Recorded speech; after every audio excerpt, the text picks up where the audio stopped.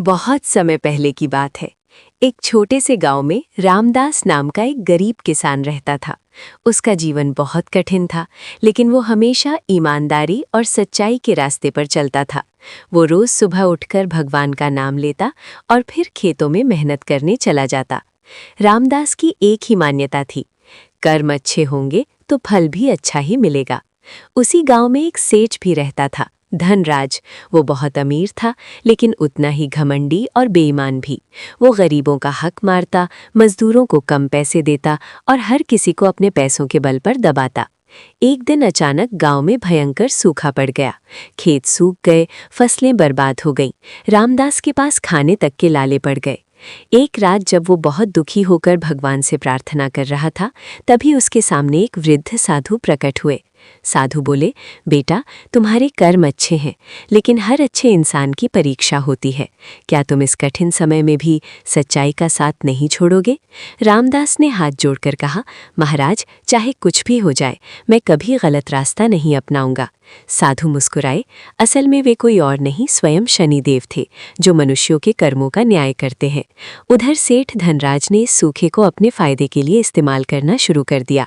उसने अनाज छुपा लिया और महंगे दामों पर बेचने लगा। गरीब लोग भूखे मर रहे थे, लेकिन धनराज को कोई फर्क नहीं पड़ता था। एक दिन उसने रामदास को बुलाया और कहा, मेरे खेत में काम करो, लेकिन मजदूरी आधी मिलेगी। रामदास ने मना कर दिया। सेठ जी, मैं भूखा रह लूंगा, लेकिन बेईमानी का साथ नहीं दूंगा। धनराज हंस पड़ा, तुम जैसे लोग जिंदगी भर गरीब ही रहते हैं। शनिवार की रात थी। अचानक पूरे गांव में अजीब सा सन्नाटा छा गया। आकाश में काले बादल घिराए। धनराज के घर में अचानक आग लग गई। उसका सारा धन, अनाज और सोना जलकर राख हो गया। वो घबराकर बाहर भागा और चिल्लाने लगा, भगवान, मैंने ऐसा क्या किया? तभी एक गहरी आवाज गूंजी, ये तुम्हारे कर्मों का फल है।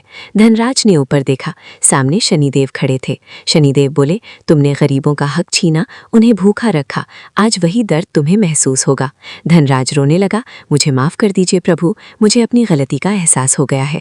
उधर रामदास अपने घर में भूखा बैठा था, लेकिन फिर भी भगवान का नाम ले रहा था। अचानक उसके आंगन में प्रकाश फैल गया। शनिदेव प्रकट हुए। रामदास, तुमने कठिन समय में भी धर्म का साथ नहीं छोड़ा, मैं तुमसे प्रसन्न हूँ। उन्होंने आशीर्वाद दिया, आज से तुम्हारे जीवन में कभी कमी नहीं होगी। अगले ही दिन चमत्कार हुआ। रामदास के खेतों में हरियाली लौट आई, फसल लहलहाने लगी और उसका जीवन खुशियों से भर गया। धनराज अब पूरी तरह बदल चुका था। उसने गरीबों से माफी मांगी और अपने धन का हिस्सा जरूरतमंदों में बांटना शुरू कर दिया। वो समझ चुका था, शनिदेव देर से न्याय करते हैं, लेकिन सच्चा न्याय करते हैं।